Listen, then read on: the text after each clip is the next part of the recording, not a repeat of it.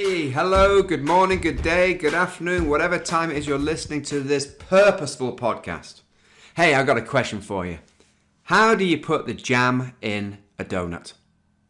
I want you to imagine a jammy donut. Jelly, if you listen to America, how do you put the jam into the donut?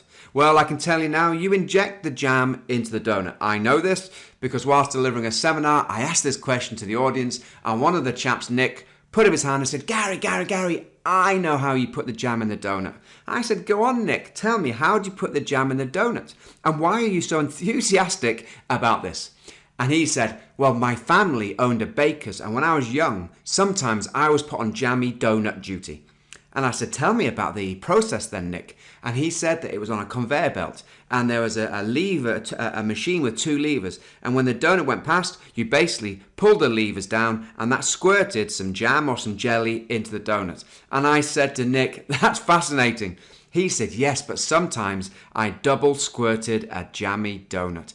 Can you imagine being on the receiving end of a double squirted jammy donut?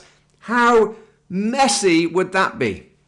And of course now I'm hearing you go, why on earth is Gary talking about jammy donuts on this purposeful podcast? Well, because I want you to imagine that your mind, your brain is a donut and your thoughts are the jam, the jelly.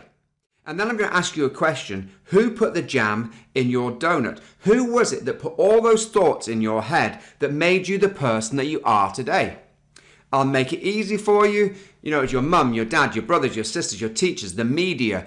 Your teachers are the ones that you see all of the time. And if these people, not just the teachers, but your mum, your dad, your brothers, your sisters, who learned the stuff from their parents and grandparents, etc., but if these people are putting the wrong jam into your donut, that's effectively programmed you into the person you are today. And we cover this off in Living Your Life on Purpose in a more sort of a thorough way. But I want you to imagine, you've got jam in your donut, it's the wrong jam. What do we need to do? We need to go through a jam transfusion. Through the passage of time, we're going to start changing those thought processes, start changing the subconscious mind so that your limiting self-beliefs get eroded so they're no longer there. Now, if I was going to have a jam transfusion, I have to be honest with you, I'd have a custard donut. I love custard donuts, not the jammy ones. And my wife, she is really sick because she likes Nutella donuts. But whatever type of transfusion you have, you choose it because it forms a better subconscious mind.